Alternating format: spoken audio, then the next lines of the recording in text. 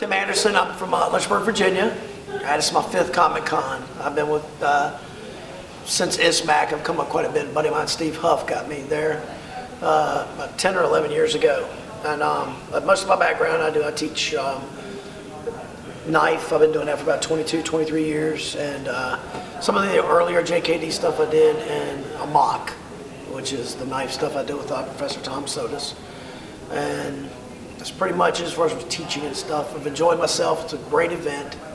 I always recommend it to everybody. You've got guys that have been in the industry for years, passing on knowledge, teaching, and helping you do it the right way instead of just trying to grab a dollar, if that makes sense. I mean, these guys are very honest at what they do. Different, diverse backgrounds. And I've noticed too with some of the weapons like longsword, the rapiers and stuff like that, you get a different interpretation, I guess that's a good word to use, from different instructors. You've got some guys that teach some great stuff here. Some people train just to learn how to do things in case something happens. But in that true aspect, they still develop, that sense of confidence that they can defend themselves. It's a broad list when it comes to martial arts. Oh, knife? It's the great equalizer. I don't care what anybody says. For instance, I put this in a little lady's hand who's being attacked by a guy, say, as big as the one guy in here is like 6'2", 6'3", and she's had some training. She knows what she's doing. It's the equalizer. It's simple.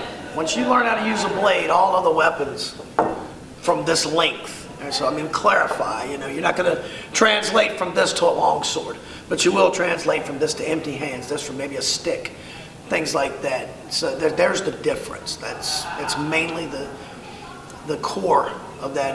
When somebody's searching what they call truth in combat, you're looking for something that you can use nowadays, as far as what you can carry in the street, or what you can use, what you can pick up and stuff, and weapons training, and for me it is blade. Weapons training gives you the mechanics and the mobility to work with that.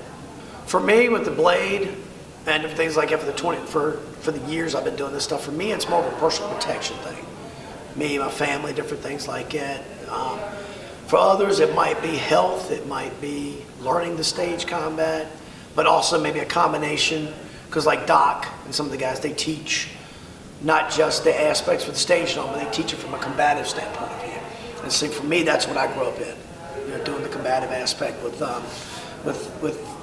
people who have been in SEALs, military, law enforcement background and stuff. So that's where my attitude of training and stuff comes from. I don't pick on other arts.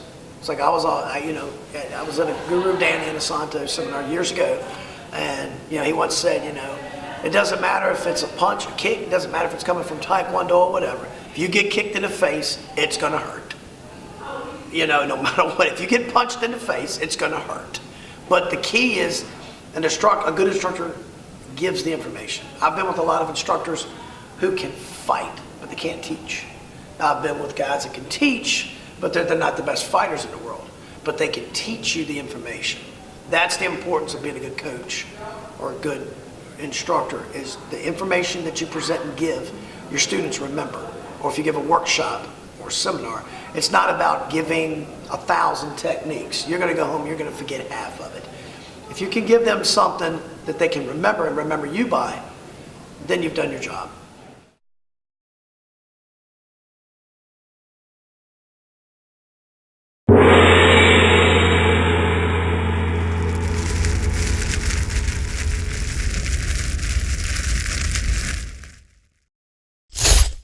Woo!